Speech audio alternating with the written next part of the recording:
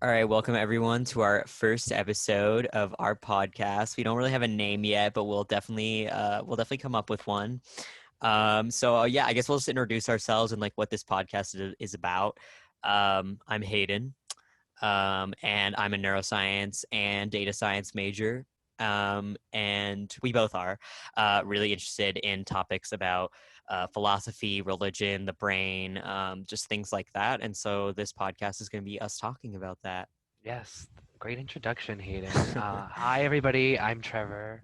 Um, I'm also a neuroscience major.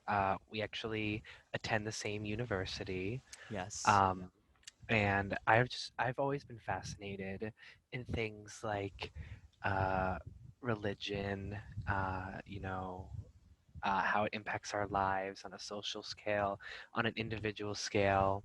On a global Um, scale. on a global scale too. Yes, exactly, Hayden. On a global scale. Um, and the conversation we're about to have today was kind of inspired by something I've been talking about in one of my classes because we've been talking about how philosophy can interact with neuroscience and how a lot of the things we talk about in neuroscience were almost inspired or problems that originated from philosophy.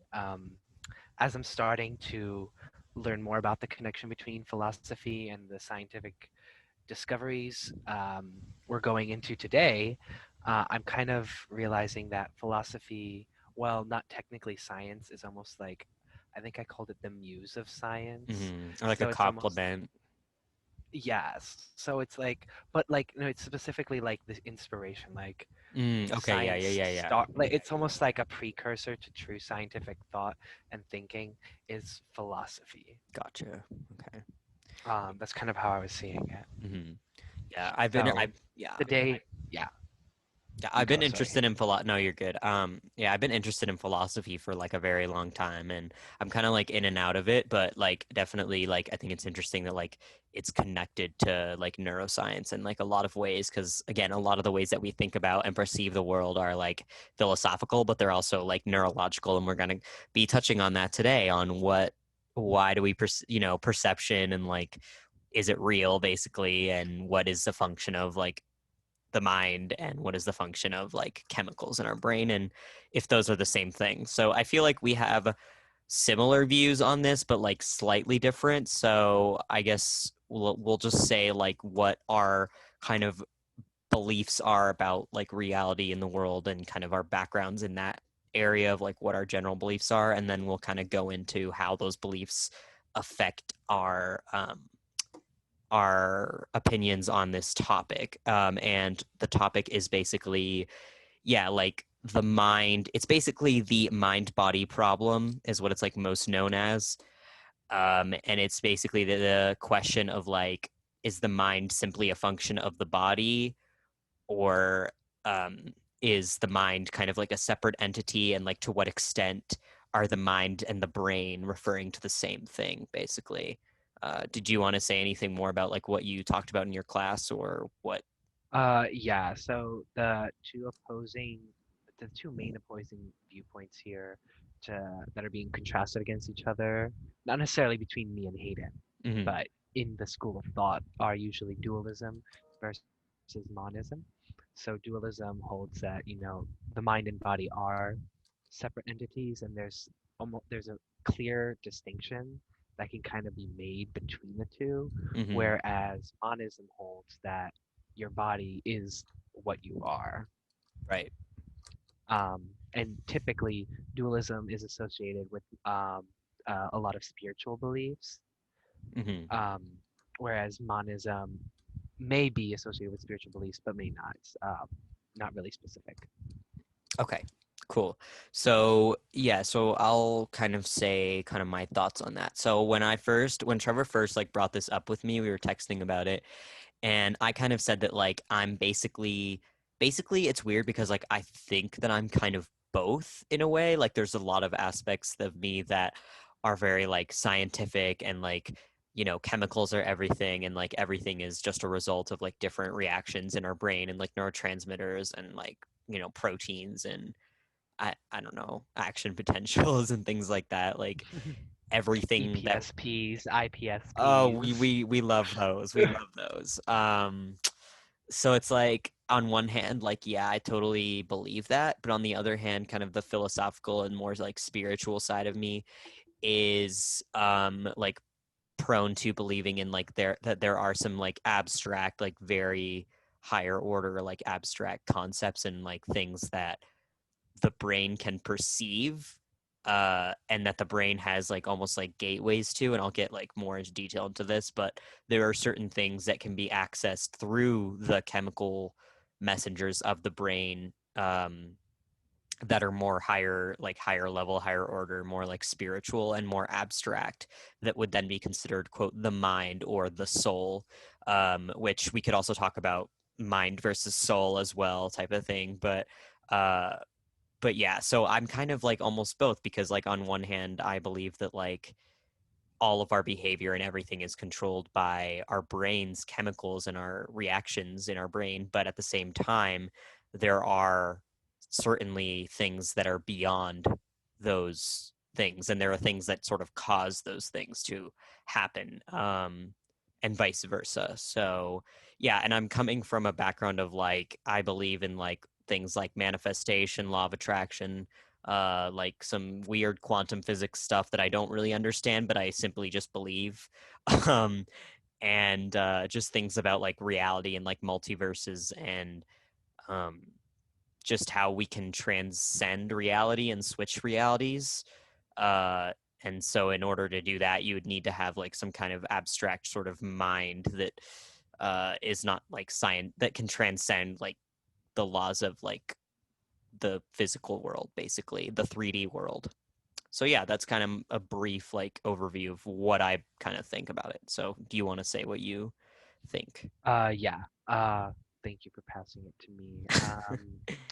So yeah, I'm definitely more on the side of monism, Hmm. where I think that, everything that is our consciousness and is our experience is best understood and explained by um, the physical aspects of our brain and our body as a whole, because um, you're not just neurons, you're also hormones. Right. Everybody likes to forget about the hormones, but Yeah, of course. they play a very big role in even interacting with your brain. Yeah.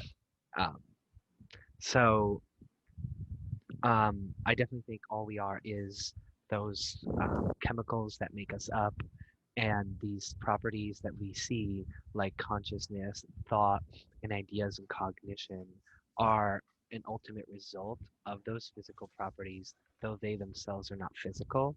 Hmm. They appear in a non physical way due to our perception that has arisen from them. Okay. Um, and a little bit of my background. When I was younger, my family um, was a non denominational Protestant, um, but I was personally never a believer. I went to church for a while, but um, I was never really a true believer. And Hmm. then after a considerable amount of years of really just kind of thinking about it, thinking about the problem, I then posited that I am, in fact, an atheist, Hmm. um, which means that I do not believe that there is a Okay. God. And I think that does kind of play into my perspective here, because a lot of times um, the thought of dualism is often associated with the idea of a soul Right. that is um, separate from the body, and specifically upon death would be able to transcend this, realm into another realm. And while that's not exactly what you're saying, it is somewhere along the lines of a part of you that is transcending to different realms. Okay. Um, yeah, and so I guess I neglected to mention this, but I said I guess I will, so I was like raised Catholic and stuff, and like very traditional, like, there's one God and there's these people and this people. And I kind of have different sort of beliefs now. I've I did a video where I explained like in depth my beliefs. It's on someone else's channel, but we can definitely do a more in depth video about our beliefs. But I just wanted to bring that up that like I still sort of believe in like sort of external things, but it's like it's a completely different interpretation of what I was once like raised as. But anyways, so I guess just to like bounce off of like what you said, um, when you said the thing about like like something about like different realms or something, could you like expand on that, like what you meant by that? So, what I was referring to is like in Christianity, they're traditionally thought of as three different realms. You Okay. know, there is the earth that we have, there is the heaven that some souls ascend to, and there is hell, the prison that souls are trapped into Mm-hmm. when they have not um, earned their rights to heaven through the Mm-hmm. belief Gotcha. of Okay. God in some cases. Okay. How is it that you okay, why is it that you believe that basically, so is it basically like you basically believe that we're just a everything we see, perceive, believe, experience is just a result of certain physical like measurable aspects like hormones and neurotransmitters and etc, and like reactions and et cetera. Why, I mean, can you say, I mean, obviously nobody can say like with confidence, but I guess like why do you stop there? Why do you cap it there? Why not Okay, yeah. possibly explore more? Yeah. Okay, so that's great. So I don't um believe in things until I think I have enough evidence to support them Hmm. in a way that I would be able to demonstrate it to somebody else that is not me. I feel like if something is true only for me Hmm. in a sense where somebody else can actually experience it, and it's not my subjective, introspection or thoughts, something like that. Yep. Um, the time to believe in it is after it has been shown to, be evidently true or like very, very likely to be true. Okay. Um, so um, I'm not saying that there's necessarily not more to the problem, but from what our current understanding is, we don't yet have a reason to believe, and this is actually something that was touched on in my class. There is currently no positive evidence for dualism. Right. Um, and this doesn't necessarily mean that it's wrong. There's just no current positive evidence in support of it where we've been able to find something like a soul. And oftentimes it's said that we wouldn't be able to scientifically verify something like a soul because Exactly. of the nature of a soul itself. But that makes the claim a bit unfalsifiable in a Exactly. way, which makes it really hard to, look at um, and figure out what the truth um, really is in a way. Hmm. Yeah.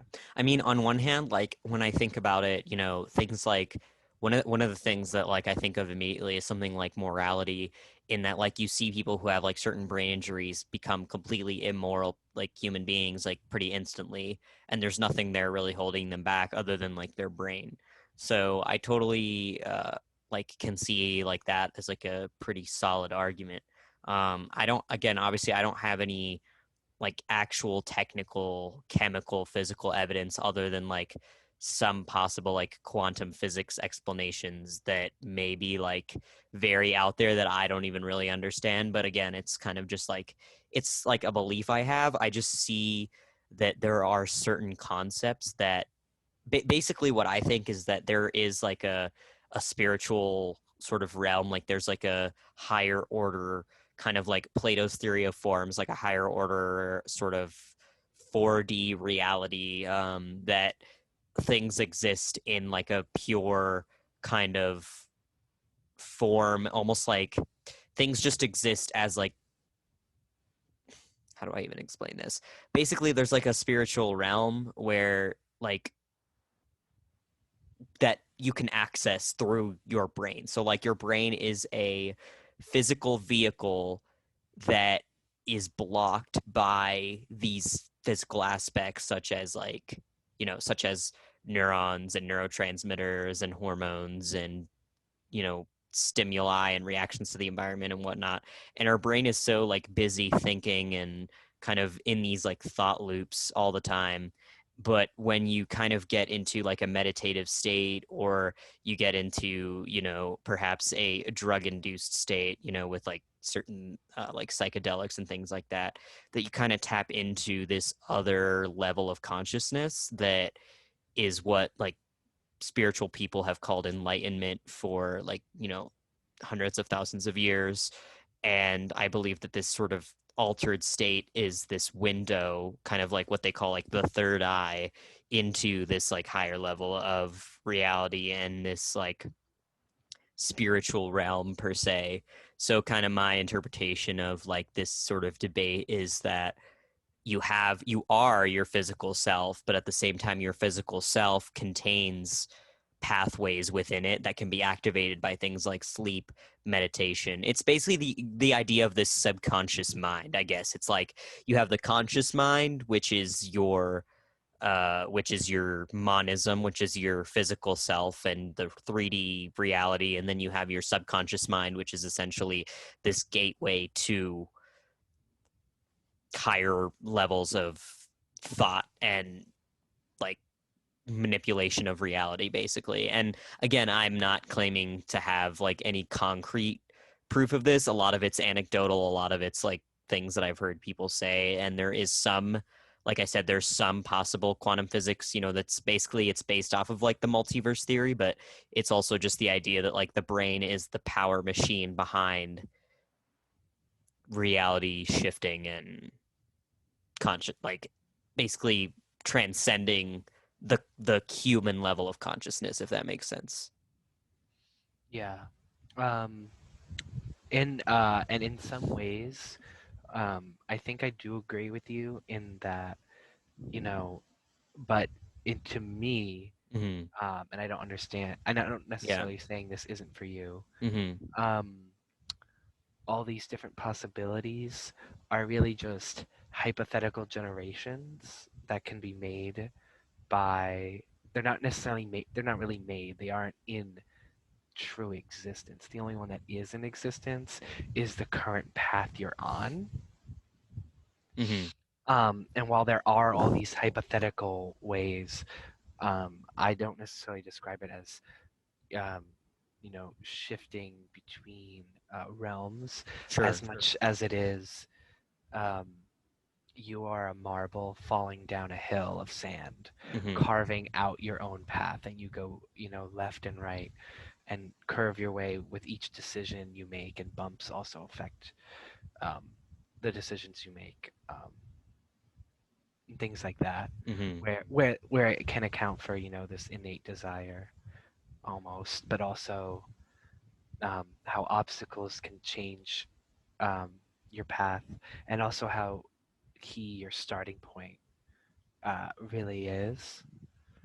Um, you know, I hate to say it, but in my worldview, you are limited in some capacity by where how you are born and brought up. And while it is not something you are bound, it is not as limiting as saying, you are the person you are raised to be. Right.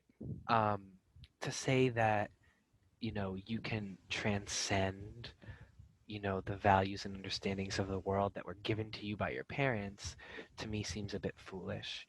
I feel like when you're in that impressionable of an age, and when your brain is really trying to figure out the universe, Yeah. you have no choice but to take what you're learning Oh as yeah. a fundamental basis. Yeah. And to get out of the mindset of things you were taught from that young an age is going to be extremely difficult. Yeah, I mean, this reminds me of like a documentary that I used to be like obsessed with. I think it was called like Child of Rage or something, and it was basically about like this little girl that had been like abused since she was totally like basically straight out the womb. Like her mom died giving birth to her, and her dad like abused her, and so she had never gotten to experience that like mother-child bonding or actually parent-child bonding period. And she was a very violent, aggressive, like no, she's basically like a psychopath. Like she had no like regard for other people's feelings, or like she just never learned like how to have an attachment to anyone or anything. And so yeah, like you can see that like the brain is so malleable. I mean, I think that after like years and years of therapy she was able to get better, but to what extent was that because she had it in her, and to what extent was that like serious conditioning by the therapist, right? Like that's something to think about as well, because like this idea of like innate morality or something is something that I don't know that you could have without like a functional brain, you know what I mean? But at the same time, like why is the brain functional in that way? I mean, it can be broken, but why is it, initially that way? And like you could totally argue that like it's for evolutionary purposes and whatnot, um but at the same time, I think that there are certain things, um, certain complex human emotions, like that are again like that are very abstract, like for example, like love and things like that that don't technically serve a purely survival purpose. Because if it was a purely survival purpose, then it would be like we would just reproduce, and we could have bonds. Like other animals may not quote fall in love, but they have like attachment bonds. So why do we have like these very strong like complex emotions? Why did we evolve to have these, and they're like abstract concepts that we can't really understand, but they're sort of like energies almost. Like it's not even so much feelings as they are kind of energies, on like in different levels. And so I kind of see as like people who become quote unquote enlightened are kind of like they're integrating themselves with these like really powerful energies like love and enlightenment and stuff. And so they're kind of aligning with like something higher, I guess. And I think one of the things that I learned when I was in Catholic school was that one of the arguments for God, and I'm not so sure that this is an argument for the Christian God as much as it is an argument for some kind of supreme being, is again this idea of a supreme model. I don't know if that's the exact terminology they use, but basically it's the idea that, let's say, I mean, there's some for every concept, for every abstract concept, like say love, for example. uh, there is going to be in any like space, the earth or the universe or wherever, there's going to be something that is the greatest measure of that, and then there's going to be something that's the least measure of that. So there somewhere on this earth there is a richest person, there's someone who has the most money, and then there's going to be somebody that has the least money. And same with love, there's going to be somewhere that's the least amount of love, and I guess that's what Christians would call like Satan or hell.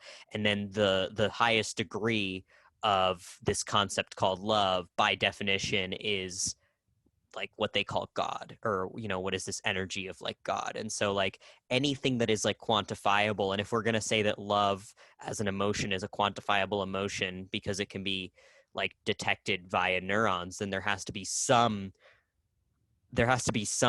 sliding scale of what the greatest form is. You can't just say this is what love is if you don't have a way to define it as a scale of least to most. Do you understand what I'm saying? So Yeah, I if do. yeah, so if it's so quantifiable as to down to like a neuron level, then but it's you can't really, because if it's just one emotion, then there's not really degrees of it. And if there were degrees of it, then that would mean that there would be one person on this earth that has the highest level of love, but that's not really possible if it's just a purely chemical state, if that makes sense. So I guess I don't understand how the last statement follows, Uh-huh. but I would like to get into it in a bit. Hmm. First, I did just want to talk about the argument you did present in terms of, um, you know, while I would agree that there is probably a being that if we can agree on the scale of what love is, Right. even if it's not the correct one, if you and me agree on it, Right. and we say this is what love is, there will be somebody who is at the highest end of that scale, or an entity, and something that is on the lowest end of that scale. Hmm. However, this does not necessarily mean that the being on the highest end of the scale is the highest that is logically possible Mhm. in terms of like infinity or something, Right. because God is the Christian God is specifically um, not just described as the most loving, but specifically loving in every aspect of himself, Hmm. which is an extra step there.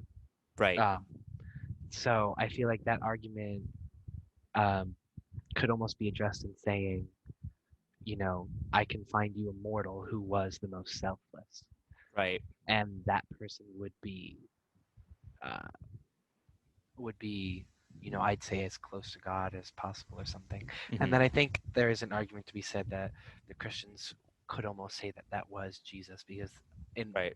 many ways they believe Jesus is mortal and he Hmm. is described in that way, Yeah. in not just good because he is definitionally good as God, but Right. in that he was committing no sin. He was Right. the only person to be what is considered perfect. Hmm.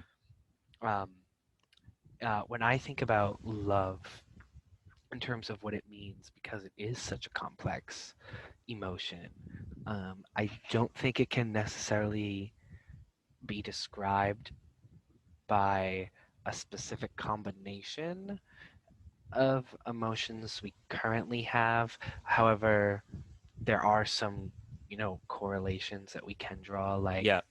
infatuation. Yeah. Um, you know, there's like yeah, so we have first you have infatuation.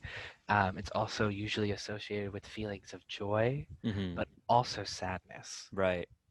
And those are not opposites to me. Hmm. um, just to put that out there, because um, in an exclusionary way in which you can actually be happy and sad at the same time. And to me, Right. that's different, because for instance, you can't be black and white at the same time. Hmm. There's gray, but Right. gray is actually a strip of black, a strip of white, a strip of black, a strip of white, and they're just laced on top of each other like that. Hmm. Um, so um, just thinking about all the emotions that we think of and can associate with love, and we do have bases for that, I Hmm. feel like our understanding of love will kind of evolve over time as we start to understand those emotions Hmm. um, a lot better. Um, and at one point, you had touched on, was there an evolutionary basis for love? This and this and that. And oftentimes, when I was sitting there and I was experiencing great emotional pain Hmm. because of the love I had felt for others, Yeah. I did think to myself, in what world is this a good system for reproduction and Right. Yeah. survival? Um, but at the same time, I also say to myself, there are many other things that are so unidealized, like depression Right. and anxiety and OCD, Yeah. um, and something that um, I think I think people of all spiritual backgrounds can kind of agree on is the imperfection of humanity. Um, Hmm. in more Christian settings, and sorry that we're singling out Christianity because it's just the religion that It's we just what we it's have the just what we most know. experience with. Yeah. But this may also be applicable to other religions I'm just Yeah. not as familiar with, and I wouldn't want to Yeah. speak on that. Yeah. Exactly. Um, let us know if you would like us to talk about other religions, and maybe we'll look into Yes. them. Um, sorry, where was I? What was I talking about? I don't know. Something about from a Christian perspective how humans are imperfect or something. Yes. So, you know, they say, um, oh my God, I was trying to remember. I was actually looking at the statement of faith of the church that I had went to as a child Mm, recently, and they essentially were, oh, they said, we believe in the depravity of men. That's how they put it. interesting. And I just remember thinking, what a harsh way to put it. Yeah. But essentially, the fallibility of man in comparison to God and how you're supposed to strive to be God in Mhm. almost Mhm. any way you can. Mhm. Whereas I would say our fallibilities are because of genetic drift, Yeah. which is the concept that a lot of genes and mutations that we currently hold are not necessarily caused by things like natural selection or sexual selection. They are just random chance, Mhm. and an organism does not necessarily need to be the fittest to survive. Survival of the fittest is completely, just frankly, wrong. It's not Mhm. survival of the fittest. It should be survival of the fit enough, because that's actually how it is. Yeah. I remember when I talk with my family, um, we say that we think the intelligence of people is dwindling because the necessary intelligence for reproduction and success is getting lower and lower and lower in developed countries like Mhm. America Yeah. because there is so much support from infrastructure. Yeah. And I think it really exemplifies the point that we have a lot of disadvantageous aspects of the human experience, specifically with emotions. Yeah. And that doesn't necessarily mean that they are unexplained Right. Right. by Right. evolutionary changes over time. Yeah, I mean, I think the thing that's more for me is that like such a concept such as like say love or hope or even imagination. I mean, like, the philosopher that I study most talks a lot about the imagination and the power of the imagination, and things like that. These concepts are so, I feel like, kind of abstract and very like, again, unquantifiable in so many ways. And like, if there is some kind of a sliding scale on like a universal level, on like a literal, like in the entire universe, like energy wise, like what is the greatest form of X, Y, and Z, like there has to be one. I mean, it just by definition, like there has to be the roundest circle, like it has to exist. And I mean, I guess this kind of plays into like the theory of forms or whatever, but like the idea is that all these like perfect abstract concepts exist on like a higher plane, on like a higher realm that kind of describes them. And it's kind of hard to wrap your head around like what the proof is for that, but if you kind of just really like think about it, um just like these ideas are just that, they're ideas, because in reality a perfect circle doesn't really exist. Like you can't really have a perfect circle. We have like definitions, but like who can actually like create a perfect circle or a perfect sphere or a perfect square or something like that? Like it doesn't exist in the real actual world. We can get very, very close, but you can't really get there. Like you can't do that. So Yeah, it's like, because there's always going to be, even on a computer, like it's like it could be a 1 pixel off or something like that. It's just not. But they do exist somewhere, whether that's in our imagination, whether that's on a higher plane, whatever. But we have this perception of these higher order, quote unquote, mind type concepts. And I think that's where my idea of the mind kind of is born, beyond that of the brain and what the brain is capable of. So, um, yeah, that's kind of my perspective on um, that. Going back to yeah. that.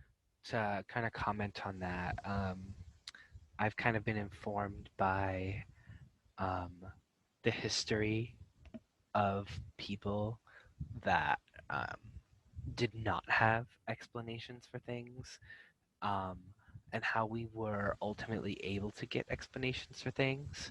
Um, in actually the homework I had, um, I commented on how my definition of magic is that which we do not understand Hmm. and don't have an explanation for. Right. Um, but that means as our ignorance shrinks over time, as it naturally does, Yeah. whether or not our ignorance that we're aware of shrinks. Hmm. It's kind of funny because you can be aware of ignorance, but there's also so much ignorance you're ignorant of. It's kind of funny like Exactly. that. True. So while people say, oh, that answered that question, but it posed, eight more or whatever. That Exactly. is true. in terms of what we see, it almost seems like the information we gain is proportionately smaller every time we make a discovery. Mm-hmm. But if you were able to quantify, the information in the universe, Yeah. we are making progress in terms of, Sure. learning and understanding things. And this sort of is squeezing magic into a smaller, more specific area Mm-hmm. as to the things we don't understand yet. Um, and it is kind of tempting to also say, if it is continuously shrinking, at one point, will it shrink to nothing? But that's not necessarily true. Right. I almost want to say it will be analogous to like panning for gold. You have a sieve, um, and the magic is the possibility of what could be magic is the gravel that you're about to, sift. Um, and a bunch of gravel keeps making it through as we understand things, and we're looking for that nugget, which is the one thing that is transcendent, Mm-hmm. and we know we can't understand it. That Mm-hmm. I feel like that would kind of have to be the point where we could positively say something like that. Yeah. um, so there may be that nugget of gold, Yeah.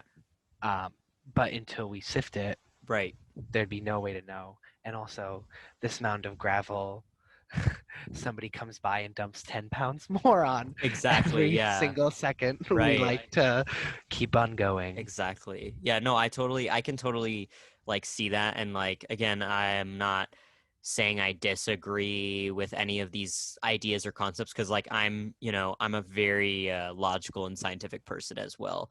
I just have experienced certain things in my own head and have perceived certain concepts in like a very strange, like I've had certain like what you would call, I guess, spiritual experiences where I've been able to see certain things with my third eye, and have been able to understand that there are concepts that are not able to be like that may not be able to be. I mean, they may be. I don't know. I'm not. Like, don't come for me in the comments, guys. Like, I don't know everything. Obviously, I'm still learning and growing and everything. But I think it's like it's definitely something that we need to keep exploring and think about because yeah, we don't know what things are controlled by just purely the physical aspect and what things are sort of outside or abstract concepts that maybe we're not perceiving. I mean, we only see in 3D, but for all we know there could be hundreds of dimensions that we're not able to see in, and that maybe those higher dimensions may be uh this idea of the mind, and maybe our quote third eye or whatever is able to look into those, is maybe our one way to look into those dimensions. So that's just what I've experienced and what I, I've I, thought. I think there is also another possibility to be explored in that while these, ideas, dimensions, or realms might not exist in reality, Hmm. in the in physical Right. form, Right.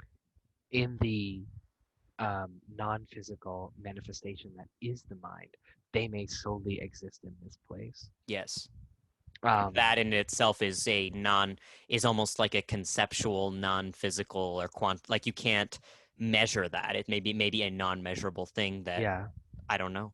We don't know. I remember on a TV show called The Good Place, um, at one point, some characters are doing experiments on people with near-death experiences. Mm. Um, and they actually are using MRI scans, and they're trying to localize, areas of the brain that might be different, and how morality is developing differently for people who have near-death experiences, and how their brains compare to neurotypical people. Mm. And I feel like if there was a more scientific, it's a TV show, so the experimental procedure was actually incredibly unscientific. But if there was a way to actually, batten down the hatches Yeah. and get a more scientific experimentation to look into these sensations that um, I I agree with you. I have felt sensations, not necessarily in the way you describe them with the third eye, but for instance, um, when you see instant karma play out for you. Yeah. There's almost a weird poetic sensation that you get where it's like this appreciation of how the story almost kind of came together. Yeah. And it's hard to understand. It's hard to really even speculate how Yeah. you're getting that sensation Yeah. from a bunch of physical things. Yeah. I remember actually in specifically the terribly incorrect field of phrenology, they actually thought that there were areas of the brain that were localized specifically for poetry and Okay. Yeah. the experience of poetry. And while that may not necessarily be true at all in terms of its localization, these people did have this concept that maybe there is this physical basis for our appreciation and love of Yes. poetic things. Yes. Exactly. All right, guys. Well, we're gonna wrap it up here. We'll definitely have more episodes covering a variety of topics. I feel like we talked about we kind of touched upon a lot of different cool topics that we can definitely make new episodes about. But for now, do you have any final closing thoughts? Um, I guess I just want to say, not necessarily related to the discussion we were having, but Hmm. just kind of going forward, just so you guys know a little bit more about me and Hayden.